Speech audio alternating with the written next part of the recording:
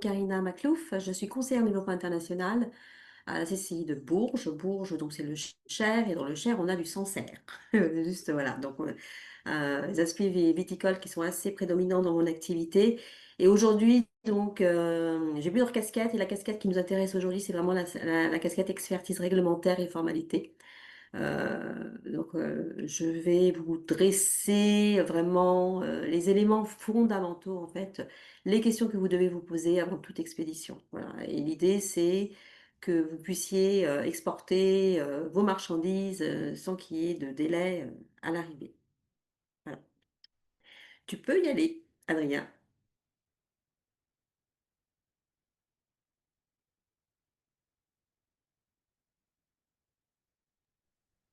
Est-ce que c'est la bonne slide pour commencer? C'est bon. Voilà. Voilà. Donc, on va déjà commencer par le commencement et se poser la question. Donc, il y a combien de participants, vous m'avez dit? Combien de personnes? Là, il y a 10 personnes. 10 personnes. Voilà. Pourquoi vous exportez donc? En général, bon, on va partir sur votre secteur d'activité. Vous vendez du vin, Centre-Val de Loire, le vin qui a le vent en poupe en ce moment. Et quand vous vendez en France, vous vous posez pas les mêmes questions. En fait, vous vendez, bon, il y a toujours, vous vendez des produits soumis à accises, donc il y a toujours des choses à faire. Mais dès que vous sortez de France, en fait, vous devez vous poser la question de savoir, je ne vends pas à un professionnel français, je vends à un professionnel à l'étranger. Et qu'est-ce que je dois faire justement pour être dans les règles?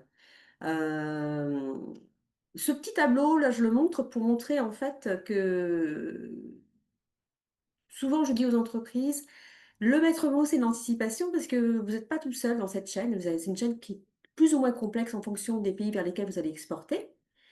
Et vous dépendez de prestataires extérieurs. Vous dépendez donc d'un logisticien, d'un prestataire de transport, qui va être ou bien mandaté par vous ou par votre client.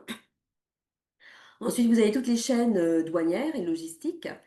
Et après, vous avez les aléas politiques, culturels, qui font que votre marchandise peut être amenée à être un peu ballottée dans son cheminement. Voilà. Tu peux passer, Adrien.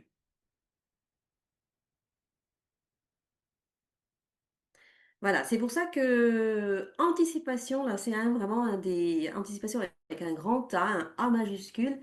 Et on parlera beaucoup de l'IAS documentaire. J'aime bien ce terme, l'IAS documentaire, c'est pour concrétiser en fait, c'est de la paperasse, hein, c'est du papier. Qu'est-ce que je dois anticiper en amont pour pouvoir faire en sorte que ma marchandise arrive à mon port? Donc, et savoir aussi, ce que j'aime bien, c'est que vous sachiez à quoi ça sert. Donc, qui les fait? La question se pose, c'est qui les fait? Est-ce que c'est moi? Quels sont les documents à produire, qui doit les établir, pourquoi j'en ai besoin, est-ce qu'ils doivent être signés ou légalisés. Je vous expliquerai la différence entre une signature et une légalisation, en quelle langue, pareil. J'en ai besoin quand? Est-ce que j'en ai besoin quand le chauffeur il arrive? La question, souvent on se pose la question, je donne tout au chauffeur. Ou bien est-ce que j'en ai besoin ben, en amont, voilà. Et puis après, où? En fonction, donc si vous avez, alors c'est rare hein, pour vous, en général, vous envoyez d'un point A à un point B, mais il peut y avoir des pays de transit. Donc en fonction des pays de transit, Union européenne, hors Union européenne, il peut y avoir une liasse documentaire plus ou moins complexe. Voilà, c'est bon, tu peux.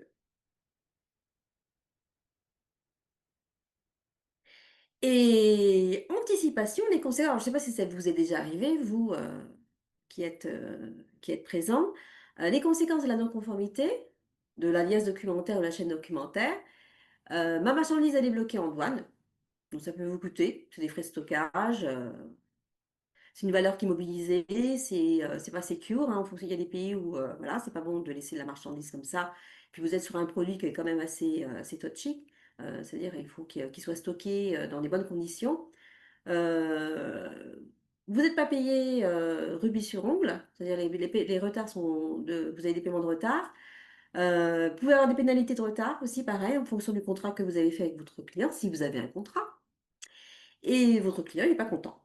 Voilà. Donc c'est pour ça que, maître mot, je vais répéter, ce sera le fil rouge de toute mon intervention, c'est anticipation.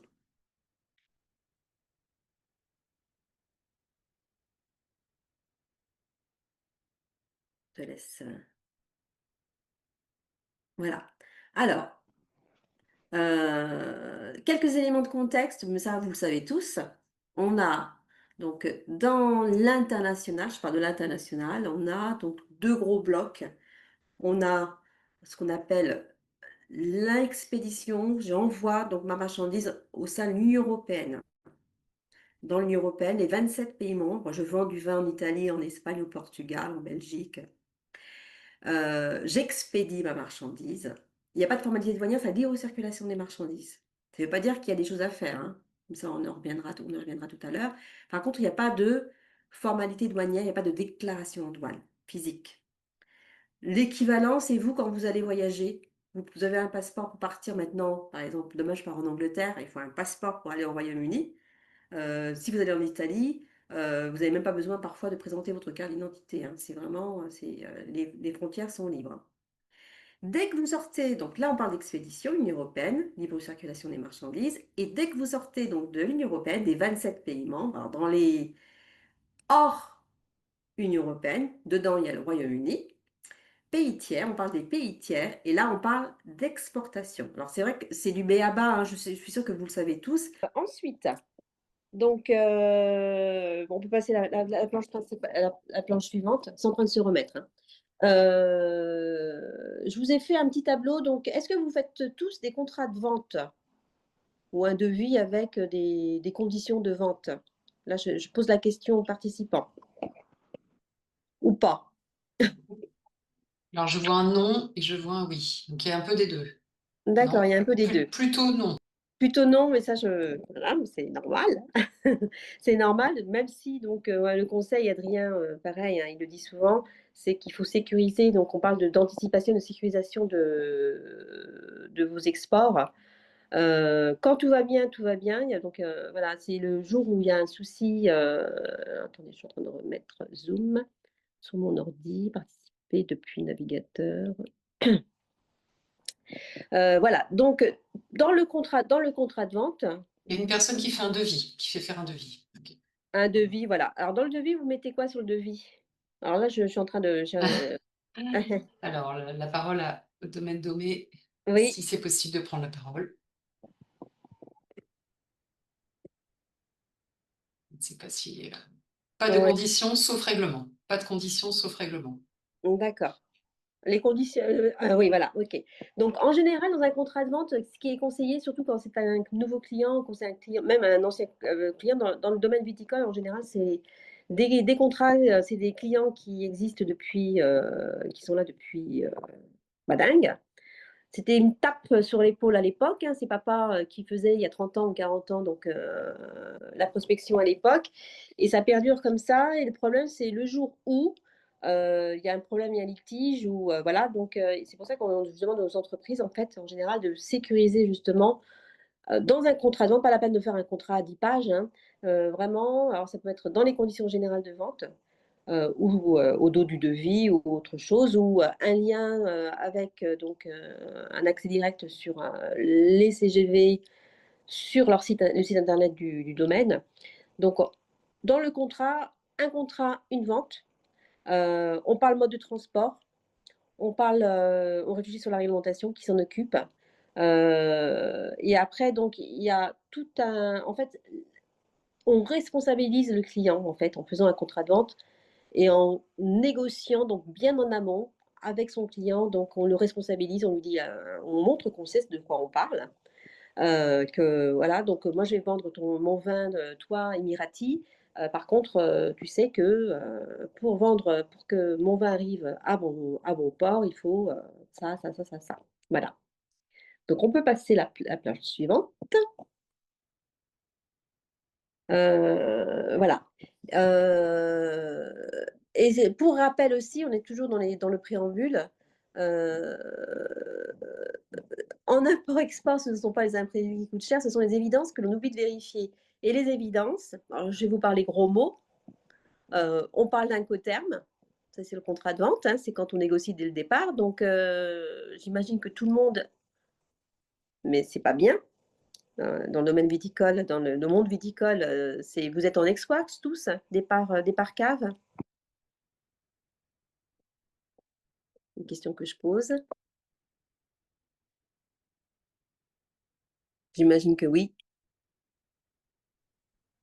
Oui, on peut Ouais. supposer que oui. Oui, on va supposer que oui, tous en départ cave. Alors, départ cave, vous n'êtes même pas censé en Exwax, hein, EXW, vous n'êtes même pas censé mettre les cartons, les palettes dans le camion.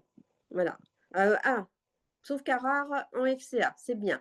À minima, moi, je recommanderais justement en FCA. Alors, pourquoi c'est pas bien, c'est un coterme? Alors, c'est quand on parle surtout des pays tiers, hein, hors Union européenne, et déclarations douanières. Je vais essayer de mettre à l'écouter. Est-ce que quelqu'un peut me répondre? Quel est le danger?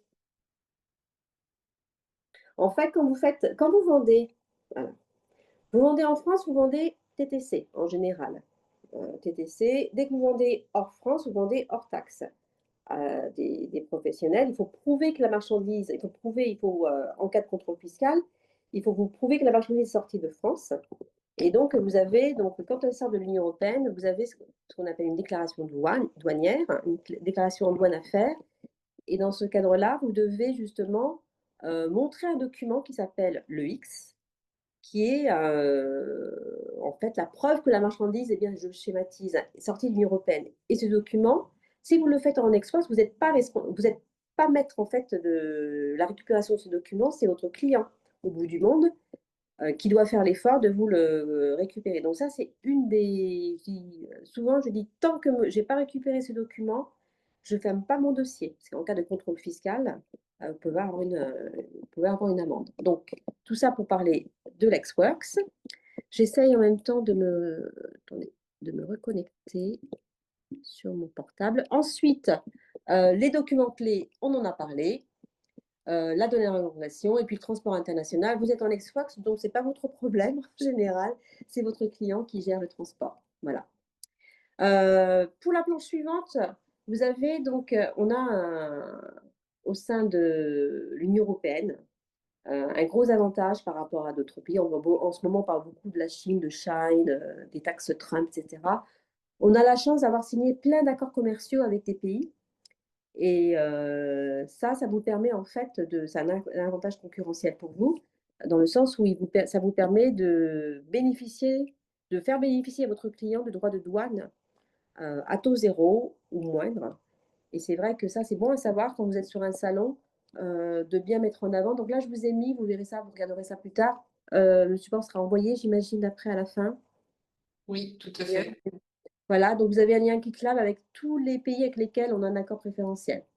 Pareil, ça c'est pour votre culture générale.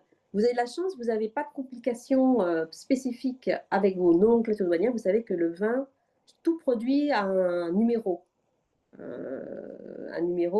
Donc, on parle de classification douanière, vous, la question ne se pose pas. Vous avez ces vins tranquilles, vins effervescents. Après, c'est en fonction des litrages, etc. Donc, pour pouvoir savoir si vous êtes en accord ou pas avec un pays, je parle du Maroc par exemple, si vous vendez au Maroc, vous avez la bonne nomenclature douanière et le produit est fabriqué, on est sur du produit Union européenne. Ce sont les deux conditions pour lesquelles votre client peut bénéficier justement de cet accord préférentiel. Voilà, donc ça, tu peux passer, Adrien. Voilà, ça c'est pour montrer un peu. Voilà, ça peut passer. Tu peux aller directement à la planche 14. Voilà. Pour vous aider aussi, alors je disais en préambule avant que vous arriviez, j'ai alors je suis multisectorielle, hein, mais j'ai pas mal de vignerons qui m'interrogent. Je suis une des sources d'information.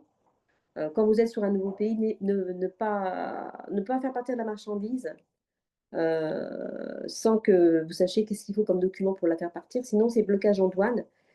Et vous avez la possibilité de vérifier, donc si vous n'avez pas quelqu'un de local, une chambre de commerce. Donc moi, je suis à votre disposition. Hein, donc passez par Adrien si vous avez des questions spécifiques sur la réglementation pour un pays bien spécifique. Sinon, vous avez la possibilité de vérifier. Donc on peut passer à la planche suivante. Adrien. Voilà. Vous avez un site qui s'appelle Access to Markets, qui est une mine qui est super, qui vous permet d'avoir en amont la liste de toute la liste documentaire dont vous avez besoin. Il vous suffit, c'est gratuit, il vous suffit donc vous aurez le lien pareil, hein, il y a une planche avec tous les liens intéressants et importants. Vous mettez votre nomenclature douanière et après, bon là c'est une planche sur l'importation, mais c'est la même chose pour l'exportation. Vous mettez par exemple votre nomenclature douanière, c'est du produit français, États-Unis, et là vous avez, États-Unis, là vous avez les taux de droits de douane pour votre client. Alors, si vous vendez en Australie, en Nouvelle-Zélande, au Chili, etc., etc. Et après, donc là, vous voyez, vous avez justement les taux de la liste, ce qu'on appelle toute la partie générale et spécifique, parce que vous êtes sur du spécifique. Vous avez l'alias documentaire de base, et après, vous avez toutes les spécificités liées à votre produit. Voilà. Donc ça, c'est un des...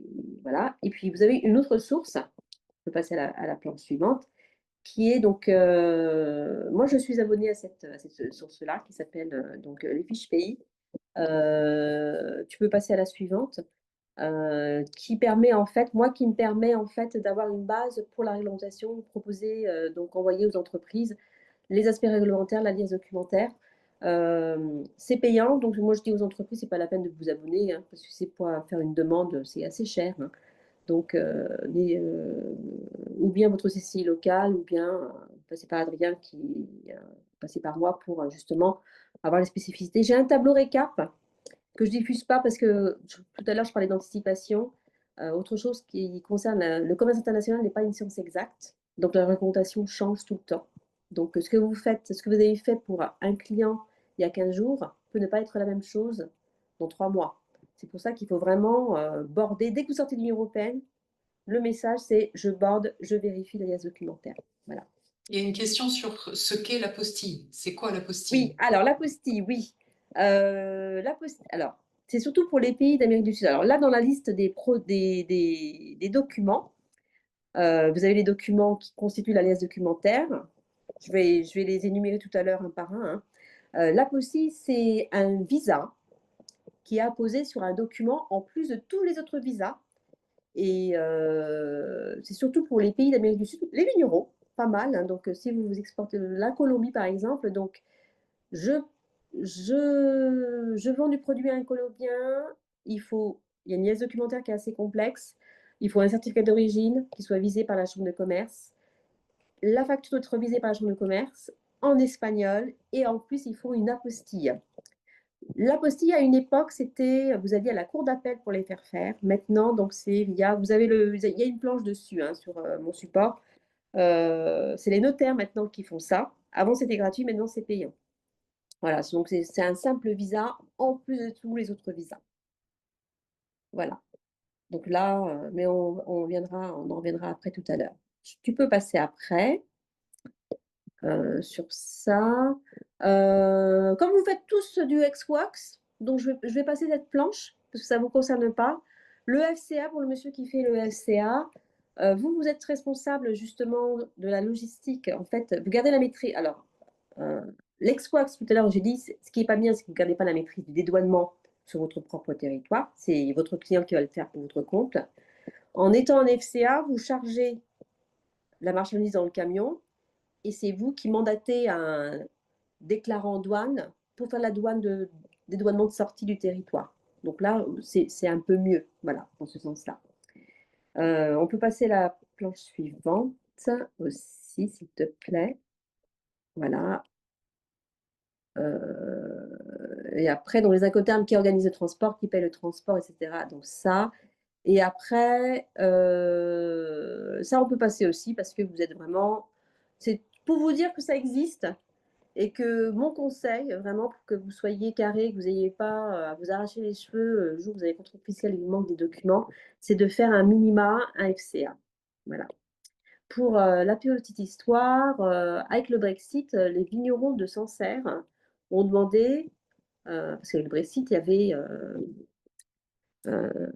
y a beaucoup qui font il y avait la déclaration en douane, et pour pouvoir pas avoir à payer justement le déclarant en douane, parce que c'est en général entre 70 et 120 euros, ils ont demandé à être formés sur la déclaration en douane. Donc, j'ai quelques vignerons sancerrois qui font leur propre déclaration en douane. Ça les fait économiser 70 à 120 euros, en sachant que parfois ils envoient des palettes, toutes les semaines ils envoient des palettes, donc ça s'ajoute, ça s'ajoute. Voilà, donc on peut passer. Voilà. Et questions qui ne sont pas réglées par les incoterms, même si quand vous celle d'avant, ouais, qui ne sont pas réglées par les incoterms, même si vous êtes en départ cave, hein, ça règle pas le problème d'existence ou non de contrat de vente. Un incoterm, ça règle pas ce problème-là. Quand et où, comment le contrat sera payé. On est vraiment sur la gestion des risques. Et après, le transfert de la propriété, ça ne le règle pas. Ça, c'est vraiment important. Voilà. Et on peut passer ensuite, tu peux passer la suivante et la suivante aussi. Voilà. Et puis, on va aller directement dans le dur sur. Attendez, je suis en train de regarder. Voilà. Tac, j'essaie de me reconnecter sur mon ordi. Voilà. Donc, vous avez tout à l'heure, on va aller dans le dur, on en a parlé de liasses documentaires. On a deux typologies de liasses de documents. Vous faites les incontournables, ceux que vous faites quoi qu'il arrive, que ce soit pour l'Italie, pour le Moyen-Orient, pour la Chine, etc., etc. Et après les spécifiques, et vous avez dans votre secteur d'activité donc des choses qui s'appellent des certificats sanitaires ou AOP, etc. Voilà, qui sont spécifiques et qui sont obligatoires pour pouvoir justement exporter votre marchandise. Dans les incontournables, donc là, tu peux passer directement, parce que là, je vais les. Vas-y, tu peux aller à la suivante, s'il te plaît. Alors, attends, avant. Voilà. Voilà, et encore avant. Excuse-moi, ouais, après, c'est bon. On va parler justement de la facture commerciale qui est vraiment le socle. Vraiment le socle. Donc, dès que vous vendez hors France, vous avez des obligations réglementaires qui vous obligent à mettre des mentions sur vos factures export. Alors, Emmanuel, je vous enverrai un document à rajouter au support, hein. Un document que j'ai rédigé sur les mentions obligatoires sur les factures export. Très bien. Voilà, parce que là, sur les planches, il n'y a pas tout. À minima, donc, sur vos factures export, vous avez un numéro EURI. C'est le vôtre, qui est obligatoire. Vous ne pouvez pas exporter si vous ne l'avez pas. C'est numéro FR, blablabla. Vous avez toutes les mentions ISO de TVA. Exo TVA, qui change en fonction si c'est un pays tiers ou un pays de l'Union européenne. Vous avez l'incoterm, même si vous faites du départ cave, il est fortement, même plus que fortement recommandé, plus la ville. Donc Xworks, EXW Sancerre, EXW Chinon, blablabla. Et après, les éléments tels que la nomenclature douanière du produit, si vous le faites. Et l'origine, en général, vous mettez Union européenne, les entreprises maintenant mettent Union européenne France. Voilà. Tu peux passer la suivante. Alors, moi, ce que je vais vous demander, donc, je regarde le temps. Est-ce que je suis bien, Adrien, au niveau timing? Idéalement, il te reste une 13, Ouais, 15, 20 minutes. voilà. Alors, attendez. Et moi, je suis retournée. Alors, attends, je vais voir. Je vais essayer de me connecter en même temps. Alors, la facture, comme je vous disais, c'est vraiment l'élément essentiel. Elle a plusieurs fonctions. Elle a la fonction commerciale, juridique, comptable, ça vous le savez, et fiscale, hein. Et la fonction commerciale. Alors, est-ce que parmi vous, il y en a qui font des proformas? Oui. Oui, d'accord, ok. Alors, les proformas, ce n'est pas c'est une facture, mais c'est une facture pour la forme. Voilà. Donc, la proforma, en général, vous la faites. Alors, il y a plusieurs raisons pour lesquelles vous faites une proforma. C'est un engagement. Vous faites une facture parce que ça engage votre client. Souvent, c'est pour faire votre DAE ou, voilà, ou autre chose, en sachant que quand vous sortez de l'Union européenne, votre déclarant en douane, votre client va vous demander une facture. Pas la proforma. La proforma, elle, c'est pas considéré comme une facture. Donc, il faudra obligatoirement la facture. Et c'est vrai que souvent, les entreprises ne peuvent pas éditer la facture tant que la marchandise n'est pas chargée. Je ne sais pas si c'est le cas pour vous. Voilà, donc il faut une proforma et après, donc un peu juste avant que la marchandise, quand elle est chargée ou avant qu'elle parte, le jour avant, la facture commerciale est faite. Voilà, tu peux passer la planche suivante. Donc là, c'était pour l'histoire de la proforma. Est-ce que vous avez envoyé des échantillons? J'imagine que oui. Non facturés? Oui. Alors, qu'est-ce que vous faites? Qu'est-ce que vous mettez sur vos factures?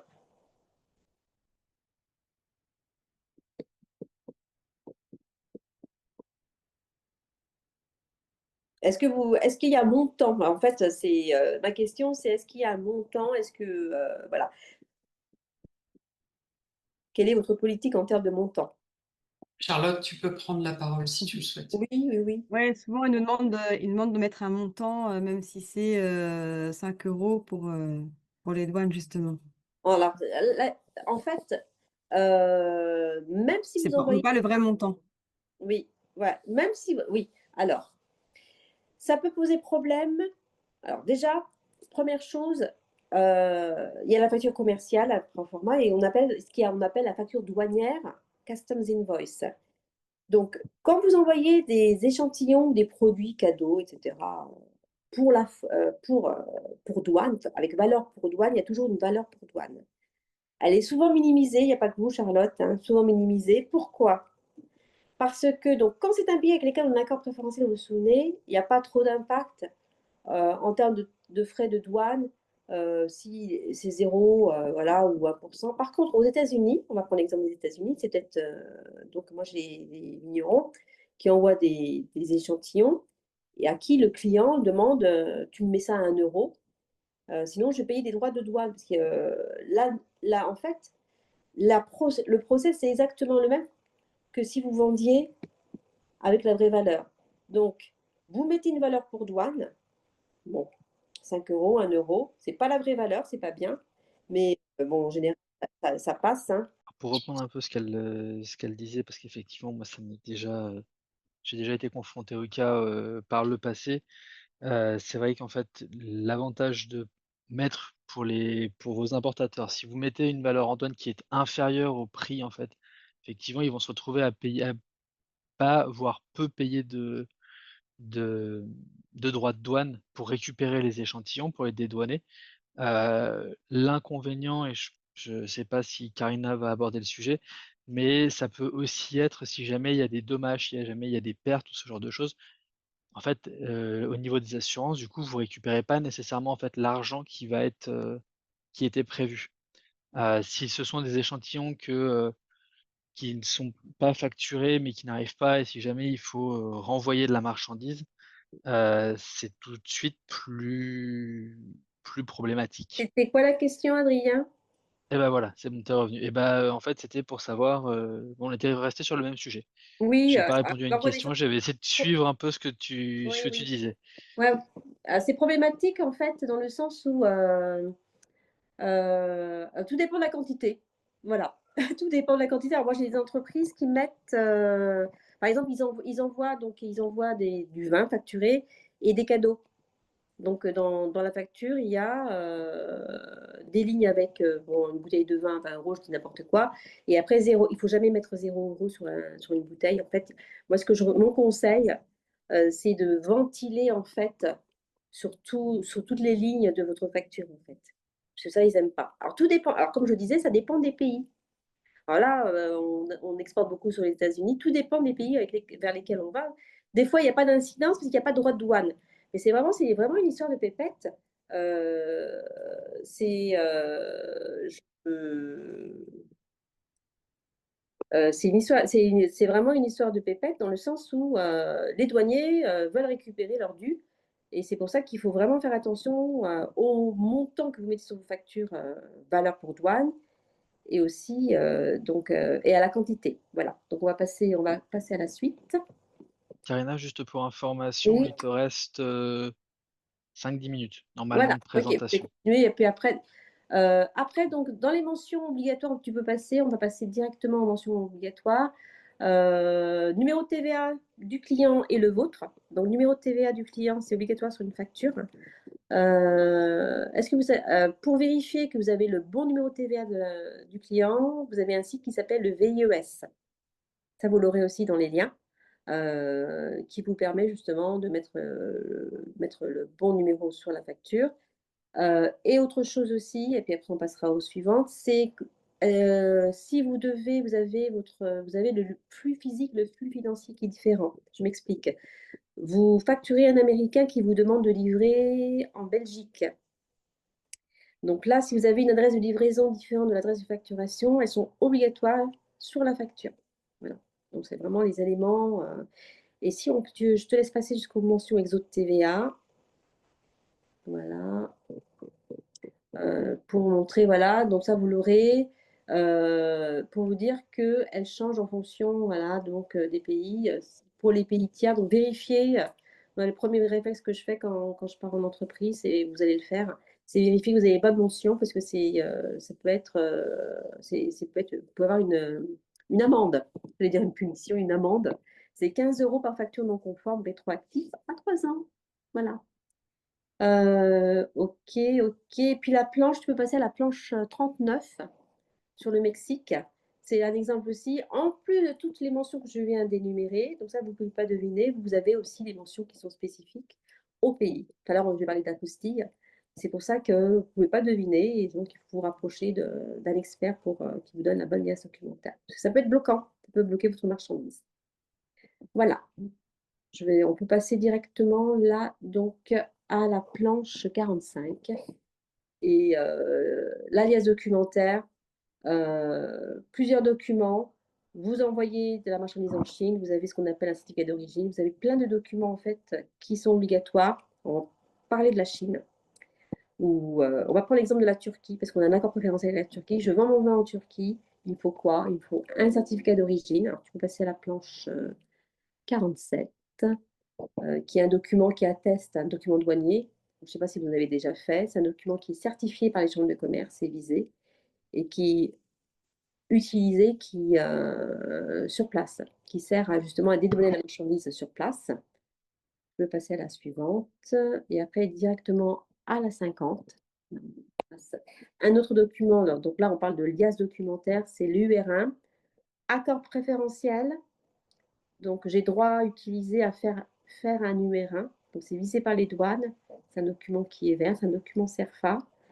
Et mon conseil, c'est si vous faites beaucoup d'export, de demander à être exportateur agréé.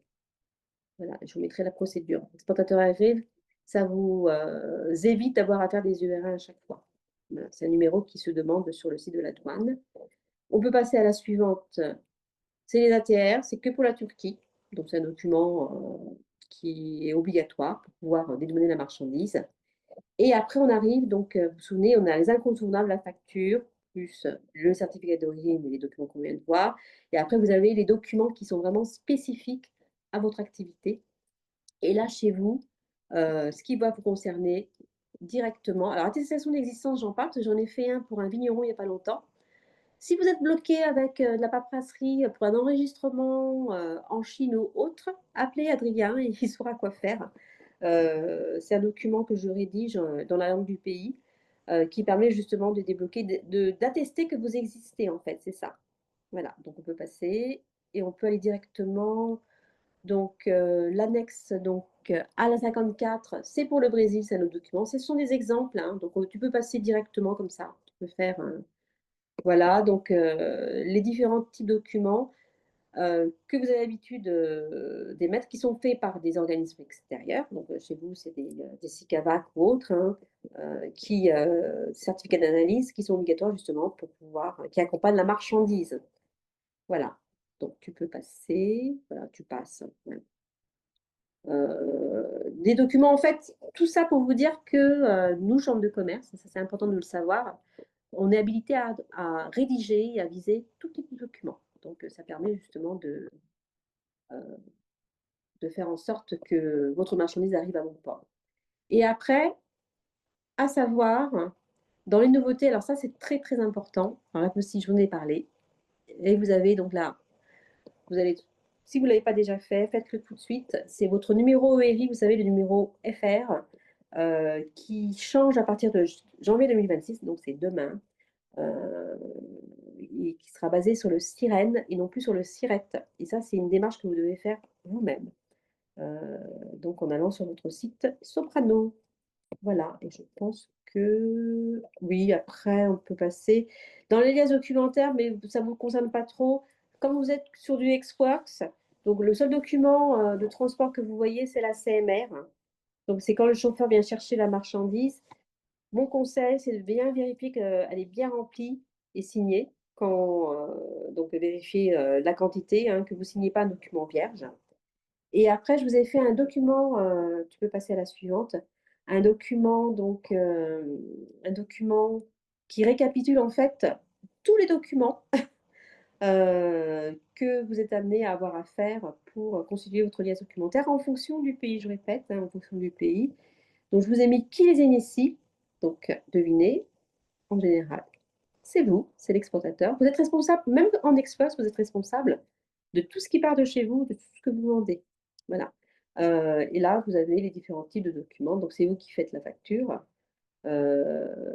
C'est vous qui allez faire vos UR1, c'est vous qui allez faire les certificats d'origine. La déclaration en douane, c'est pas vous qui la faites, mais c'est vous qui êtes responsable, c'est vous qui êtes exportateur. Donc, s'il y a un problème, douanier ou fiscal, c'est vous c'est vous qu'on va voir. Tu peux passer la suivante, s'il te plaît. Voilà. Et là, je vous ai mis voilà, différents types de documents. Moi, ce que je te propose, c'est peut-être qu'on arrête là et puis après on passe aux questions par rapport à ça, pour s'ils ont des questions sur exportateur agréé, voilà. Et je vais essayer de me connecter sur mon ordi en attendant.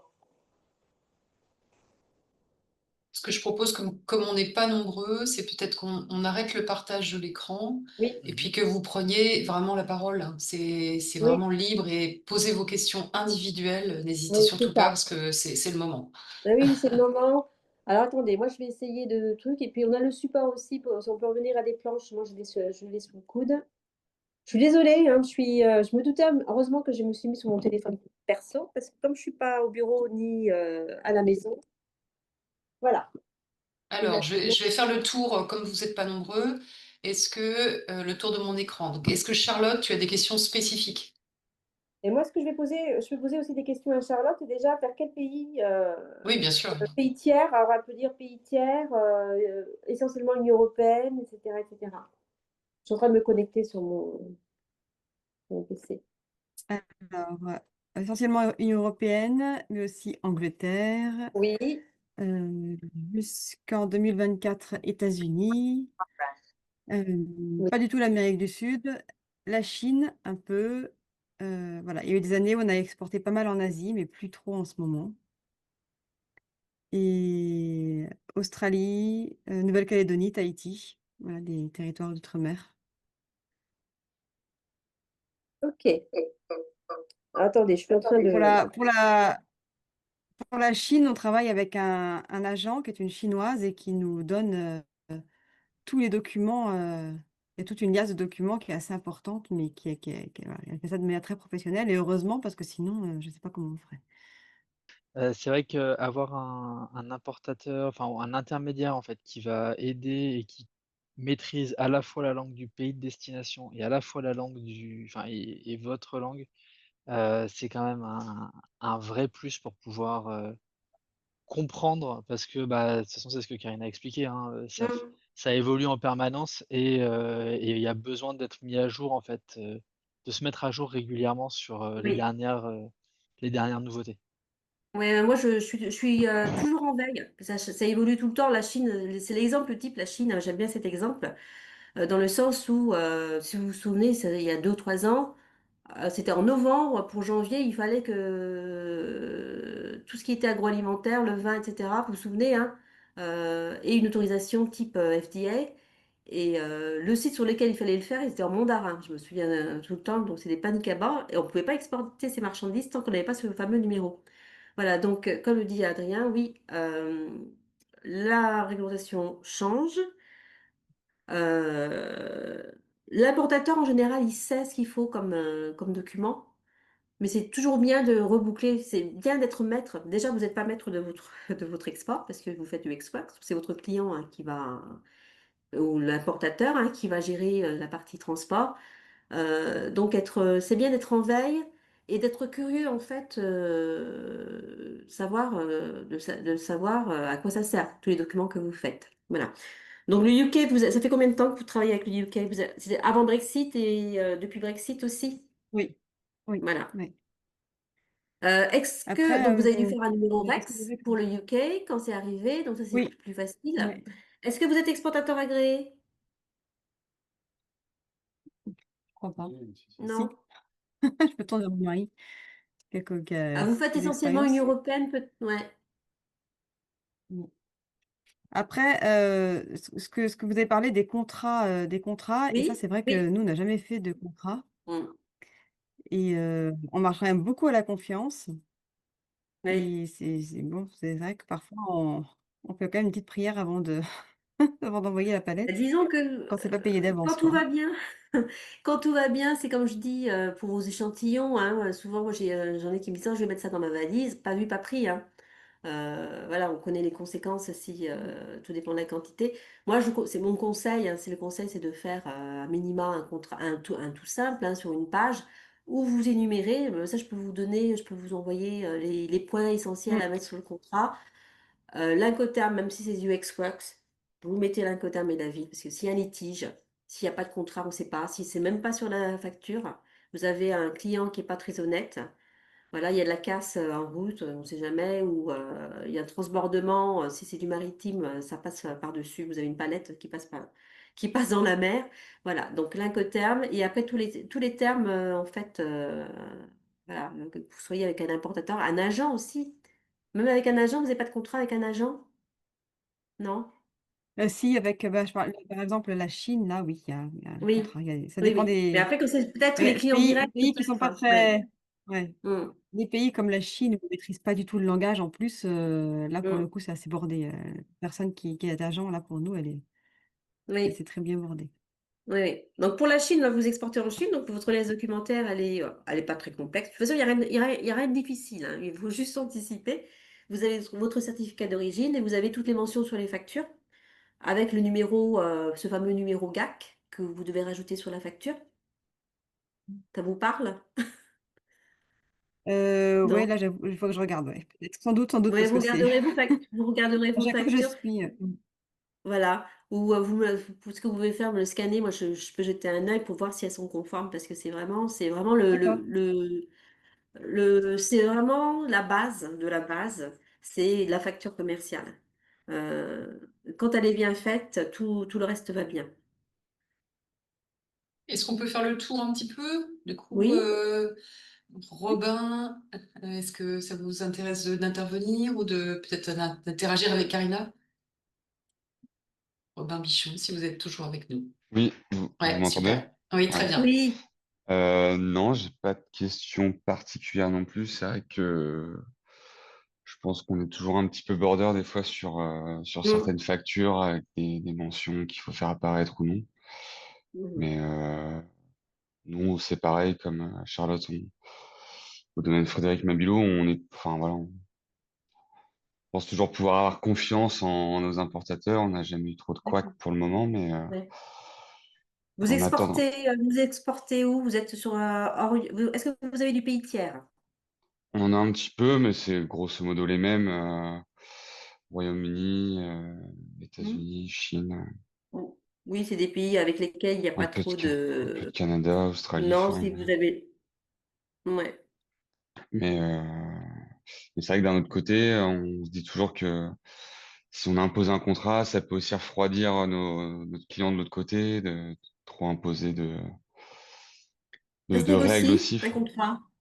Oui, Comment? ça se négocie un Ça se contrat. négocie, ouais. Ouais, ouais. Ça se négocie. Après, c'est pas évident de remettre en conformité. C'est souvent dans votre filière, je crois que c'est plus particulier à votre filière, parce que je le vois pas dans d'autres secteurs d'activité. Parce que c'est des structures, c'est des structures familiales en fait, on va dire. ou pas, je sais pas, je vous connais pas. Mais et vous avez des clients vous avez vos clients depuis X années. Et en fait, vous travaillez sur la confiance. Hein, on est sur le métier Tout de à fait. bouche aussi, Mm. voilà. Et donc, si tout va bien, il y a pas de problème. Et le risque, alors, agent, moi, je crois que vous avez tous un contrat avec votre agent, je pense. Hein. Oui, Vous voulez plus. pas prendre le risque de perdre vos clients si votre agent disparaît. Non, c'est clair. Bah, Voilà. nous, on a tendance maintenant sur les nouveaux clients Explore à demander un paiement anticipé, au moins Oui. pour la première commande. Mhm. Et après, il y a pas mal de pays, enfin, en Europe, je pense au Danemark, Pays-Bas, Suède, Oui. etc., où en fait, j'ai l'impression que c'est assez monnaie courante chez eux de payer en Oui. tout cas, avec nos À clients, de l'avance. payer Oui, oui. ouais, Oui. Bah bon, là, en général, ce que j'ai fait aujourd'hui, j'ai fait vraiment très short, hein, on va dire. Il y a une partie sécurisation des paiements avec les différents types de paiements. La plus sécurisée, oui, c'est le paiement à l'avance. Après, commercialement, c'est pas évident de demander à votre client bien sûr. surtout quand c'est un nouveau client. Mais après, j'allais l'Australie. Vous êtes pas enquiquiné avec l'Australie actuellement avec sur les petites bêtes, les punaises brunes. On vous a pas demandé un certificat supplémentaire à Bah, remplir? la dernière commande, elle remonte à quelques mois. Ouais. Ah, J'ai peut-être c'était pas encore. Là, c'est la j'ai pas saison. souvenir de ça, ouais. Ouais, il y a un vigneron qui m'a envoyé, il m'a SOS. Il me dit, Karina, je sais pas ce que c'est ça.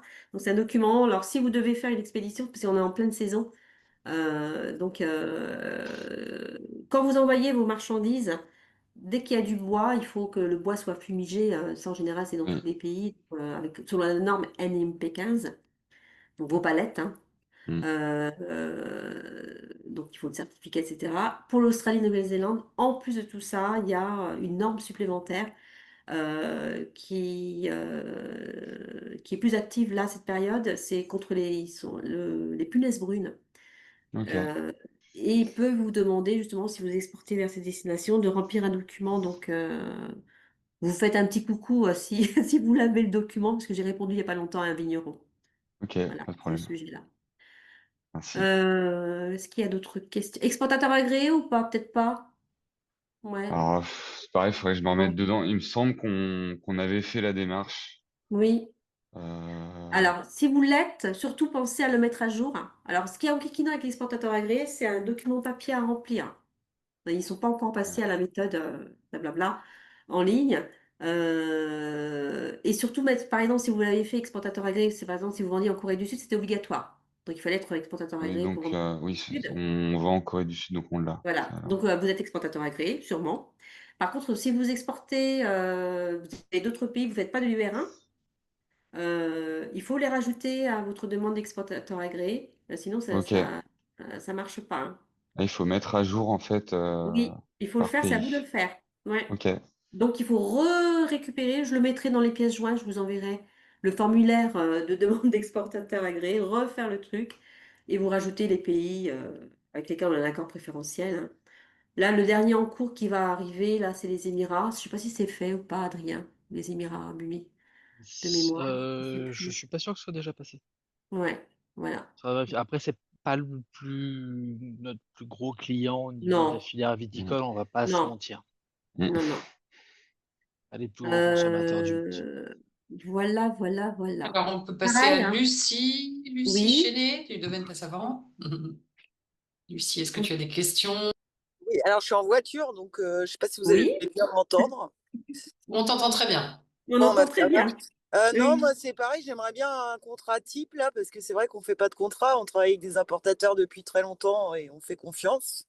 Et ce serait Mm, peut-être bien d'avoir des contrats. mm, Et sinon, mhm. c'est le Brésil, nous, qui nous a posé le plus de Oui. problèmes parce que au niveau de la CCI, Mm. ça c'est compliqué et tout. Enfin, d'avoir Ah les bon? papiers, les bons papiers. On a Alors dû pour le Brésil, demander c'est simple, plusieurs. hein. Hein, pardon? Pour le Brésil, c'est simple, hein. Ah, il fallait demander un certificat spécial qu'on a Oui. auprès de la chambre, ça a été un peu compliqué. Hein. Alors, pour le Brésil, en fait, il faut deux choses. Le certificat d'origine que vous faites sur la plateforme GFI, hein, la plateforme, c'est là que vous faites vos documents. Et après, il faut leur, je ne sais pas si tu veux le partager, dans mes planches, il y a annexe, je ne sais plus c'est quel, Coca, certificat Coca, je te laisse regarder. On a un modèle, alors c'est pas les chambres de commerce hein, qui a inventé le document, c'est nos amis brésiliens. C'est un document qui est obligatoire pour pouvoir exporter les vins spiritueux au Brésil qui s'appelle certificat Coca. Ouais, c'est Et ça. ça doit être visé par les chambres de commerce. C'est ça que c'est ce document, c'est ce fameux document. Donc ce document, Adrien il est en train de partager, voilà, ce document. Donc vous, ce que vous faites pour la prochaine fois que vous n'ayez pas ce problème, vous allez faire, donc sur la plateforme GFI, vous allez faire votre demande de certificat d'origine. Voilà.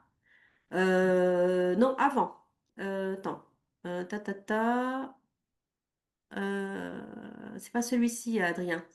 C'est pas la bonne planche. Sur Voilà, c'est Coca, ça. C'est non, celui d'avant. Excuse-moi. Ok, c'est pas grave. Donc c'est le j'ai que ces certificat deux-là. qui est, hein? Je n'ai Voilà, que ces celui-là. deux-là, du coup. Voilà, c'est un document, donc c'est un certificat COCA qui est donc un document officiel, donc qui a été émis par le Brésil. Et nous, on a des modèles, donc on envoie aux entreprises. Moi, j'ai un modèle avec les champs. C'est-à-dire que vous pouvez écrire directement, si je le mettrai aussi.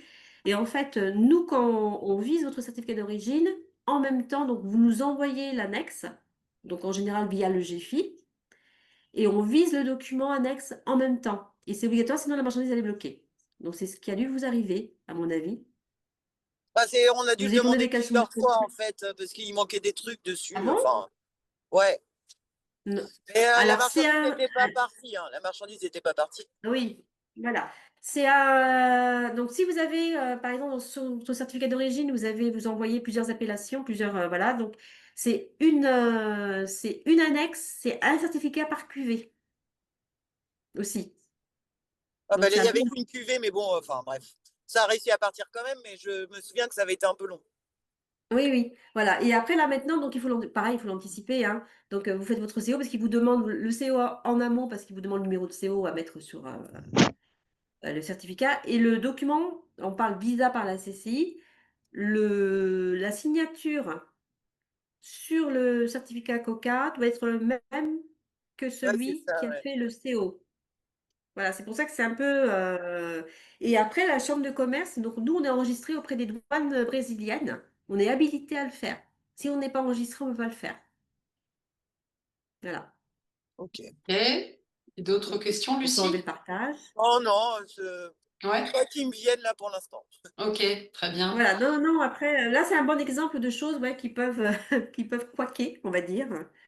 Alors, Euh, Géraldine ouais. du Château de Beaubrinçon, est-ce que vous avez des questions, des remarques, des ajouts?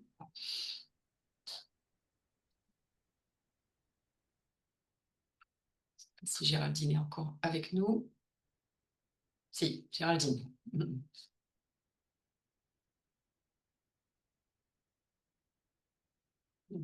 Peut-être que le son ne fonctionne pas, on ne vous entend pas. Des questions? C'était Lucie avant, j'ai oublié de demander, donc avant au Oui, Brésil et d'autres pays vers lesquels il y a l'export. C'est quelle appellation? C'est quelle. Nous, on est en Anjou, on fait Oui? essentiellement l'Europe, et enfin les pays L'Union scandinaves, européenne. ouais, et un peu aux États-Unis, Canada, mais c'est marginal, D'accord. quoi. C'est beaucoup l'Europe. Oui. Donc, Canada, vous avez un numéro? Vous avez demandé un numéro En fait, le d'exploitation Canada, on enregistré? vend via un groupement de producteurs et c'est pas nous qui faisons les papiers. Ah, d'accord. Vous vendez le flux financier, c'est un Français. Bah, pas trop. En fait, on est dans un groupement de producteurs qui ont des agents à l'export et du coup, c'est eux qui. Nous, on livre le groupement et c'est eux après qui s'occupent de tous les papiers. Oui, mais vous facturez qui? Alors, on facture le groupement. Ah, voilà, en France. Ouais, en France, ouais. Donc, on s'en fiche, c'est le Canada. Ouais. En fait, c'est ce que je disais tout à l'heure, flux physique, flux financier. Hein, vous vous souvenez, flux physique, flux financier. Donc, moi, j'ai souvent. Si vous avez. Vous savez que ça part au Canada, mais c'est pas vous qui. La déclaration de douane, c'est pas votre nom, c'est au nom du groupement. Ouais, c'est ça. Ça reste une facture française. Mm. Vous avez pas fait, ça reste une facture française avec tous les aléas. Voilà. Si vous vendez en direct au Canada, vous avez donc, je crois que j'ai une planche dessus, la dernière planche. vous avez, vous avez un numéro site, j'ai parlé d'exportateur agréé, numéro REX pour le Royaume-Uni et pour le Canada, pour permettre à votre client d'être exonéré. Alors là, c'est zéro, hein, 0% de droits de douane pour le Canada. C'est vraiment très intéressant. Donc, la condition, c'est que vous lui fournissiez donc un numéro d'exportateur enregistré. Et ça, vous aurez dans les dernières planches que vous allez recevoir, vous avez tous les liens pour regarder ça dans le détail. Mais ça, moi, je trouve que c'est super hein, comme avantage concurrentiel, c'est top. Alors que pour les États-Unis, vous êtes sur des. C'est pour ça, tout à l'heure, on parlait des échantillons. Je ne sais pas si vous avez bien compris l'importance, hein. Les douanes sont sympas. En fait, les douanes, il y a les douanes sympas et les douanes contrôle. Donc, les douanes sympas, c'est celles qui vous conseillent, qui vous aident à remplir si vous êtes bloqué sur votre DAE, etc. Voilà, qui vous aident. Et puis, le contrôle, quand il contrôle justement sur ces aspects-là. Voilà. Je crois qu'on avait une autre question. Fabien, peut-être on peut te donner la parole si tu as des questions, des remarques. Nous, on exporte en ce moment principalement Amérique du Nord, États-Unis, Canada, mais on a une Mhm. quinzaine Donc, vous avez un numéro, Alors, je suis désolé, mais exportateur enregistré. oui, on est exportateur agréé, mais pour le Canada, j'ai pas de Oui, numéro spécifique. Je facture à la SAQ Québec numéro. directement. Numéro quoi? J'ai pas Ouais. entendu. Oh. Numéro? Oui, mais je pense que si. Oui. Je pense que s'il y avait eu un problème, il vous aurait déjà prévenu. Il vous aurait déjà prévenu. Donc, ça doit Oh oui, être bon, hein. Oui, ça fait plus de 10 ans qu'on travaille avec eux, ouais. Mais donc l'accord est assez récent. L'accord est assez récent, mais je pense qu'ils ont. Parce que, ils vous l'auraient dit s'ils étaient obligés de payer des droits de douane, hein. non, on a plus de problèmes Ouais. d'étiquetage avec le Québec, Oui.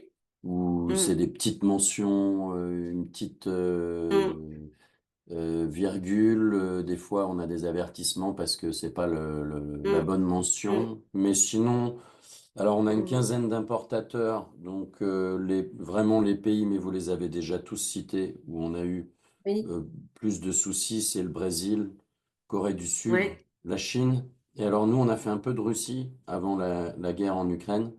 Oui. Donc là, c'était un peu plus compliqué. Alors, c'est les seuls avec qui on avait un contrat de vente, mais c'est eux qui nous Mhm, ont demandé de signer ce contrat. mm. Donc, c'était un contrat en anglais et en russe de plusieurs pages.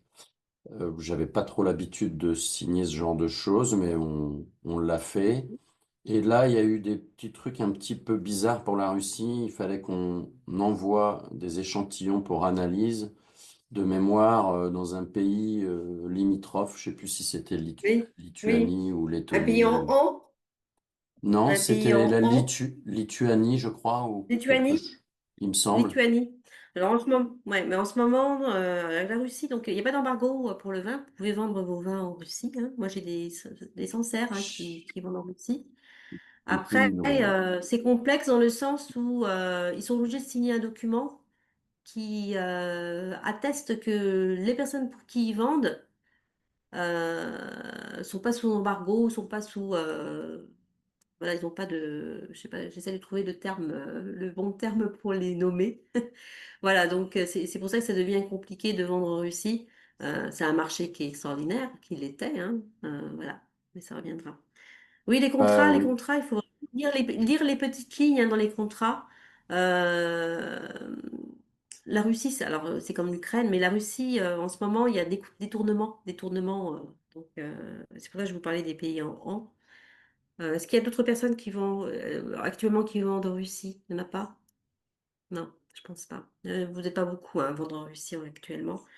Euh, Oh ben, moi, j'ai c'est plus par rien rapport depuis. au. Ouais, En ouais, vous fait, faites le plus rien plus gros depuis. problème, Ouais, c'était de se faire payer oui. parce que les virements qu'ils nous faisaient étaient bloqués par la banque, en fait.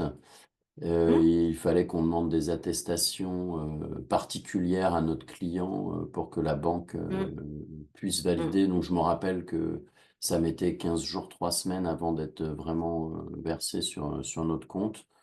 Mais malheureusement, depuis la crise en Ukraine, j'ai plus de nouvelles de l'importateur. Ouais, Donc d'accord. voilà. Et sinon, pour les échantillons, j'avais répondu dans le chat. Moi, j'utilise une plateforme là qui s'appelle Vignoble Export. Et Oui, William Export, oui. honnêtement, ça Hum, marche à tous les coups. Ils s'occupent de Bien, tout pour nous. oui. Hum, J'ai jamais de hum, problème. Les échantillons arrivent en temps et en heure. Ils s'occupent vraiment de hum, tout. Alors, c'est certainement plus cher hum, que d'autres services, mais ça marche bien. Le certificat mhm. de fumigation, on me l'a demandé pendant 10 ans et ça fait une dizaine d'années qu'on me le demande absolument plus, donc j'en ai plus. Mais par contre, je mets des palettes NIMP15. Un Euh, MP15 déjà, oui, oui, oui. oui, Ouais. mais le certificat, on me l'a demandé pendant un certain nombre d'années et maintenant, on me le demande plus du tout. Donc, tant mieux pour nous. Et Après, bon, si- c'est vrai que moi je trouvais un peu redondant dans le sens où en général les palettes sont estampillées, mais bon, mais normalement on est ouais, censé demander le certificat de publication. voilà. Et sinon, bah, juste témoigner que tout ce que vous nous avez dit ce soir, ça peut faire un peu peur à certaines personnes, mais qu'en fait, Mm. on a des gens très bien à la CCI qui répondent à toutes nos demandes parce qu'on peut pas Mm. retenir tout ce que vous nous avez expliqué. Donc, moi, à Non. chaque fois, je Mm. fais appel à la chambre de commerce et généralement, ça se passe bien. Et j'avais une question sur la facture Oui, export oui, et les mentions obligatoires dont vous nous avez parlé. oui. Est-ce que nos Mhm. logiciels, on utilise la plupart des logiciels type Isavigne ou Wikisoft, Mm. ils intègrent ces mentions-là dans nos factures qu'on fait à nos clients parce que honnêtement, l'histoire de l'exonération de TVA, je savais pas. Il y a plein de choses que moi, je dois pas avoir sur mes factures d'export. Ouais, c'est obligatoire, hein, donc c'est pas fait automatiquement, hein. Moi, chez les entreprises, elles demandent, elles sont obligées de demander à leurs prestataires justement de rajouter. Alors, il faut voir avec eux. En plus, là, vous vendez, donc vous avez de l'Union européenne, vous avez du pays Nous, tiers, donc les mentions sont différentes. Ouais. Mm. oui, les mentions Est-ce que sont vous vendez différentes en suivant les pays, francophone? c'est ça? C'est ça que vous dites? Non, selon que ce soit pays tiers ou Union européenne. On a passé la planche rapidement parce qu'on Oui, oui, avait ça, 45 d'accord, oui. minutes, donc voilà.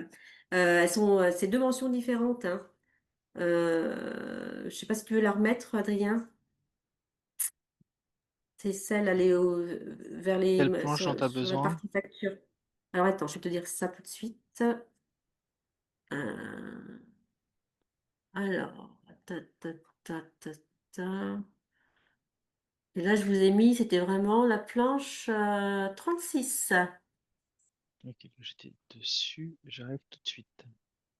Voilà, comme ça, on voit de quoi on cause. Pendant que Adrien fait ça, l'objectif là, moi je dis souvent, faut pas avoir peur, hein, parce que je dis souvent, c'est anticipation. Et il y a des gens pour vous accompagner. Si vous anticipez et si vous posez les bonnes questions, tout se passe bien en général. Voilà. Mais je sais que ça peut faire peur. Il y a des entreprises qui ont des super opportunités sur certains pays qui disent j'y vais pas parce que c'est trop compliqué. Voilà.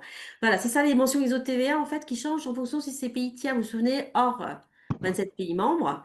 Les Outre-mer, c'est pareil. Alors c'est pour ça que vous allez avoir une fiche plus complète. Là, je vous ai mis les principales. Parce que dans les Outre-mer, en fonction si c'est du COM ou du DROM, ça change. Hum.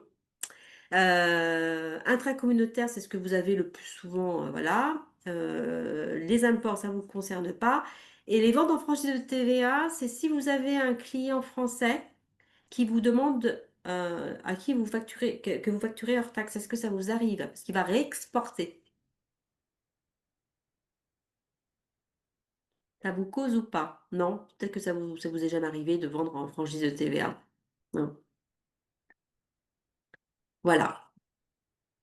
Oui, il y en a une qui m'a dit oui. Voilà. Donc ça, par contre, la condition, c'est que vous récupérez le petit papier qui prouve que le français va bien exporter, hein. Ça, c'est toujours pour des questions de contrôle, hein. En fait, voilà. Je suis en train de regarder Brésil, voilà, ok. Donc moi j'ai noté, de toute façon moi j'ai noté là jusque-là, donc les contrats types, moi je vais vous envoyer, je vais vous faire les libé- il n'y a pas de contrat, il n'existe pas de contrat type à l'export parce que c'est particulier à chacun. Mais par contre, les éléments essentiels à mettre sur le contrat à vérifier. Voilà. Puis après, si vous voulez, je peux y jeter un œil, hein, regarder. Tu peux enlever la planche, Adrien. Voilà. Je peux regarder aussi, hein, si vous le souhaitez. Pareil, si vous recevez un contrat d'un client, parfois je jette un œil.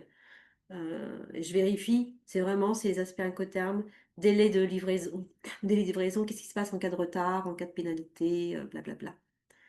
Moi, Voilà. j'ai une question pour vous, Karina. Oui, On a là des domaines qui sont connectés, qui sont en oui, Pays de Loire, puisque la oui, Loire Vin Bio est bien sur tout le bassin de la oui. Loire. Est-ce que vous avez des collègues donc, sur les départements des Pays de Loire qui sont en capacité de répondre, ou est-ce que vous avez vraiment une expertise spécifique, vous? Enfin voilà, À comment ça se passe? Centre-Val-de-Loire, oui, alors Adrien va répondre à ma place, je suis toute seule. Pour l'expertise que j'ai, euh, parce que moi j'ai l'expertise douane en plus, je suis toute seule, tout dépend des questions. Tout dépend des questions, parce que moi Ça veut j'ai des dire collègues. que les domaines qui sont des Pays de Loire, là, ce soir, peuvent vous Oui, interroger, vous, directement. C'est pas un problème, moi, ça. moi non, c'est pas un problème. D'accord. Bon. Après, moi, tout dépend des collègues. Alors, Pays de Loire, où ça, Pays de Loire, hein? Ben, les 5 départements, enfin non, c'est essentiellement 2 départements, 44 et 49, Loire-Atlantique, Maine-et-Loire. Alors, je crois que j'ai des collègues qui sont quand même Ce que j'allais dire, après, en oui, fait, bien, contactez oui, vos chambres de commerce, oui, demandez la ouais, personne en charge des formalités et formalité, normalement, il devrait y avoir au moins oui. quelqu'un dans l'une des CCI Dans le des Pays de Loire. 44, 44, oui, je suis sûre qu'il y a Annie Lemasson, elle n'est pas dans le 44 ou 49. Alors je les connais pas moi pour le coup parce que je Ouais, suis peu en contact avec eux, mais voilà, enfin, oui, il y a si jamais il y avait quoi que ce soit, ne pas hésiter à m'écrire mm, un mail et moi je ferai le lien. mm, Je pourrais vous remettre en contact, j'irai chercher la mm, personne, dédiée sur la région et puis on pourra mm, retransvaser. oui, En général, il y a au surtout, moins une personne quand même un peu capée par région. ça L'expertise de dépend, Karina étant quand même, je tiens à le souligner parce qu'on a un service aussi nous, chez Business France à Marseille. oui. Karina les dépasse. Donc Ah bon?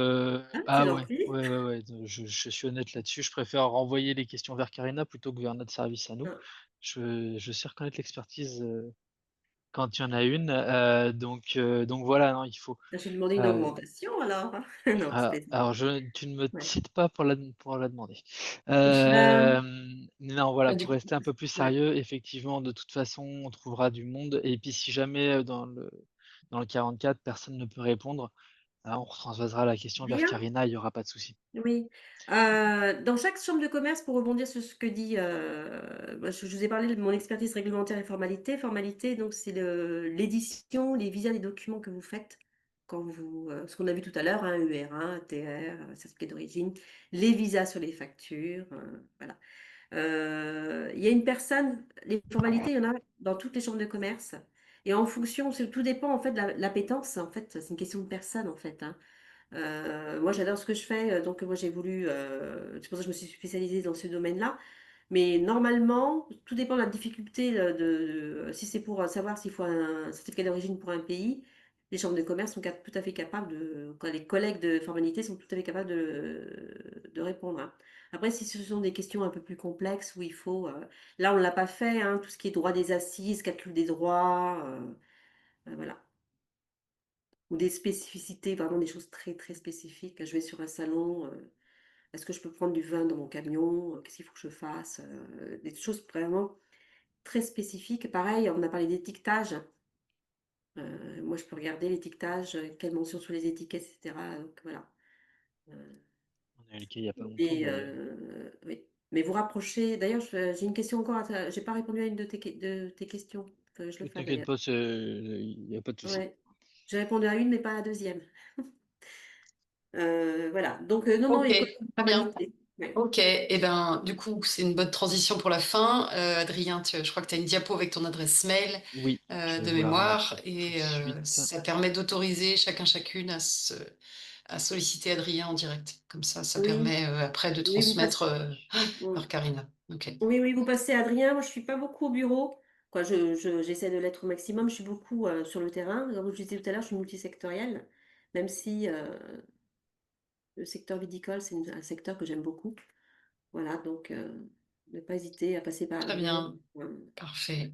Eh ben, très bien, on va attendre la diapo et puis on va clôturer. Si on peut mettre encore plein écran. Voilà. Super. Bon, très bien. Donc, vous avez les 2 adresses mail, donc Adrien et Karina. Et puis, on va pouvoir clôturer si vous avez, sauf si vous avez des dernières questions, profitez-en. N'hésitez surtout pas. S'il y a des choses qui vous viennent, Mmh. on Puis a- des choses plus confidentielles, si vous avez des choses plus confidentielles, passez par Adrien. On peut répondre après en off. Oui, tout à fait, oui, bien sûr. Hein. Voilà, ne pas hésiter globalement donc à nous contacter. S'il y a une question urgente, ne pas hésiter surtout moi à m'appeler, me passer un coup de fil. On en parle et puis, ça peut permettre de rassurer, ça peut permettre de voilà, Oui. de ne pas rester bloqué en fait sur un problème qui des fois peut vous prendre à vous du temps et Mmh. qui en fait, pour nous, nous prendra pas tant de temps que ça parce que, bah, soit on a été confronté déjà au problème, il y a Oui. peu de temps, soit en fait juste on aura la Mmh. réponse, en recherchant un petit peu. On est vraiment là pour ça et je réinsiste, il y a aucun problème pour, recevoir tout type de questions. Ne pas hésiter et il y a pas de la formule est classique, mais il y a pas de questions bêtes donc ne Voilà, c'est ce que j'allais voilà, dire, Adrien. Et il y a toujours posez-les une et puis solution. Oui. voilà. Et on On trouve arrive tout le temps toujours une à solution. dépatouiller. Très Oui, bien, c'est vrai. parfait. En tout cas, merci à vous 2. Et puis, eh bien, on vous souhaite une bonne fin de journée, une bonne soirée et n'hésitez pas, bien sûr. Merci. Et Puis désolée merci pour Merci. les toutes et 2 tous. déconnexions. Aucun souci.